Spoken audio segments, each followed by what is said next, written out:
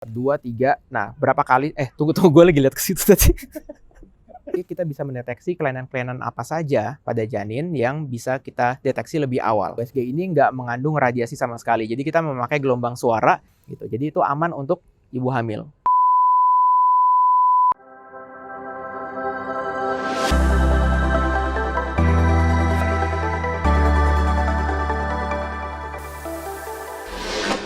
Hai, kembali lagi di channel Dr. Kevin. Biasanya kan kita di indoor aja nih, ya sekarang ganti suasana supaya lebih seger. Kali ini saya akan membahas mengenai pentingnya ultrasonografi, yaitu yang biasa lebih akrab kita dengar USG. Nah, USG itu apa sih? Penting nggak sih USG? Yang kalau kita tahu kan biasa yang sering kita dengar kalau lagi hamil-hamil aja nih yang baru pentingnya di USG. Sebetulnya kalau misalnya belum hamil, misalnya lagi program hamil pun, penting nggak sih USG? Nah, itu akan kita bahas ya. Nah, sebetulnya apa sih itu USG?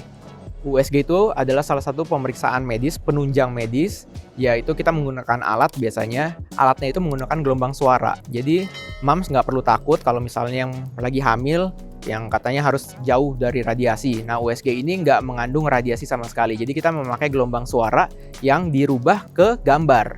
Gitu. Jadi, kita tempelin gelombang suara, dia nangkep misalnya ada bayi di dalam, atau misalnya ada rahimnya, ada indung telurnya, itu nanti akan dirubah menjadi gambar yang kita lihat di monitor. Gitu. Jadi itu aman untuk ibu hamil. Nah, alat USG itu sendiri juga terdiri dari probe. Probe itu misalnya ada yang ditempel di perut, ada yang biasa bentuknya panjang, yaitu yang kita masukkan ke jalan lahir atau vagina. Nah, habis itu disambungkan dari kabel, pakai kabel, lalu disambungkan ke mesin, dan ada layar monitor. Nah, itu yang biasa mams bisa lihat tuh kalau lagi hamil, oh itu ada bayinya, ada detak jantung bayinya, itu kita bisa lihatnya di monitor. Nah, mesin USG ini sendiri pun juga udah banyak sekarang, bahkan ada yang portable, jadi yang bisa kita bawa-bawa kayak koper cuman kecil aja. Bahkan sekarang udah ada yang bisa nyambungin ke HP gitu. Jadi di klinik-klinik sekalipun, di praktek pribadi sekalipun, dokter-dokter atau bidan itu juga biasa ada alat USG-nya. Jadi kalau misalnya mams mau melihat, mau memeriksakan dirinya untuk USG, bisa ke klinik yang terdekat atau misalnya ada rumah sakit yang terdekat juga boleh. Yang penting si dokternya atau bidan yang melakukan USG-nya itu memang kompeten dalam pemeriksaan tersebut. Menjelaskan secara umum dulu, USG itu sebetulnya bukan hanya milik kebidanan. USG itu adalah penunjang medis yang semua dokter bidang kedokteran juga bisa melakukannya. Terbanyak di dokter radiologi. Penyakit dalam pun juga bisa, paru-paru, neuro, saraf itu juga bisa menggunakan alat USG. Jadi nggak cuman di kebidanan atau kandungan saja yang memerlukan alat USG. Jadi alat USG ini tadi yang saya bilang merupakan alat penunjang medis. Jadi untuk kalau misalnya si dokter membutuhkan alat penunjang untuk menegakkan diagnosa, itu juga bisa dilakukan USG. Kalau untuk kebidanan atau kandungan, itu kita biasa menggunakan ada yang namanya USG transabdominal dan USG transvaginal. Itu kita menggunakan kalau abdominal itu berarti dari perut. Gitu. Jadi kita tempelin probe-nya tadi, alat USG-nya itu di perut ibu hamil atau misalnya yang sedang ingin program hamil. Tapi kalau misalnya yang ingin program hamil lebih disarankan untuk USG transvaginal. USG transvaginal itu alatnya biasa panjang, kecil, kayak batang. Nah, itu dimasukkan ke dalam jalan lahir. Tujuannya apa? Kenapa lebih disukai USG transvaginal daripada USG transabdominal? Karena kalau USG transvaginal itu kita memasukkan alatnya dekat ke rahimnya. Jadi di rahim dan indung telurnya itu kan jadi alatnya lebih dekat. Nah, itu untuk mendeteksi kelainan-kelainan itu lebih baik dibandingkan dengan kalau misalnya kita tempelkan dari perut. Karena dari perut kan untuk mencapai ke rahim dan indung telur itu masih terlalu jauh dibandingkan dengan USG transvaginal tadi. Kalau dibagi berdasarkan dimensi, ada 2 dimensi, 3 dimensi, 4 dimensi, dan bahkan 5 dimensi sekarang juga udah ada. Nah, sebetulnya USG 2 dimensi itu yang paling penting untuk pemeriksaan menegakkan diagnosis suatu penyakit. Atau misalnya pada saat kehamilan untuk mendeteksi kelainan-kelainan pada janin itu juga lebih baik di 2 dimensi. Tapi kalau misalnya moms atau dad mau melihat misalnya muka bayinya, atau misalnya melihat lebih detail, atau misalnya ekspresinya, atau misalnya fungsi-fungsi jantungnya, itu bisa dinaikkan ke 3 dimensi, 4 dimensi, bahkan 5 dimensi. Nah, kalau misalnya pada saat hamil itu sangat penting dilakukan.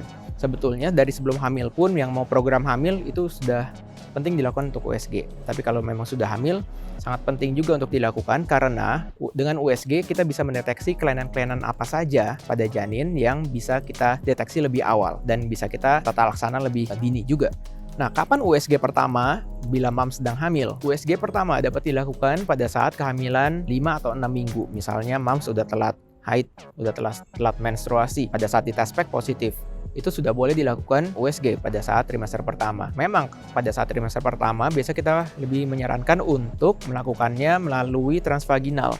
Tapi moms nggak usah khawatir kalau misalnya USG transvaginal pun itu tidak menyebabkan rasa sakit. Pasti ada rasa tidak nyaman ya, tapi untuk rasa sakit nggak usah khawatir karena banyak sekali moms yang juga sudah hamil yang melaksanakan USG transvaginal tersebut. Nah, tadi trimester pertama. Nah, kalau sebetulnya dari 0 sampai 9 bulan hamil, itu sebetulnya berapa kali sih yang disarankan untuk melakukan USG? Sebetulnya bisa dilakukan setiap kali kontrol itu kita lakukan pemeriksaan USG. Kalau misalnya trimester pertama kan setiap bulan tuh kontrolnya. Kalau trimester kedua udah 2 minggu sekali kontrol kehamilan. Kalau sudah trimester 3 bisa dilakukan seminggu sekali. Nah, itu mempunyai kegunaan dan tujuannya masing-masing di setiap trimester itu. Gitu. Jadi kalau misalnya ditanyakan total, minimal bisa 4 kali kalau menurut WHO. Yang pertama, bisa dilakukan saat usia kehamilan 11-13 minggu. Yang kedua, bisa dilakukan pada saat usia kehamilan 18-22 minggu. Yang ketiga, pada saat usia kehamilan 28-32 minggu. Yang keempat, pada saat sudah cukup bulan, misalnya 36-37 minggu. Nah, jadi untuk para moms atau misalnya para wanita yang pengen USG, nggak usah khawatir, USG tiap hari juga nggak masalah gitu kan.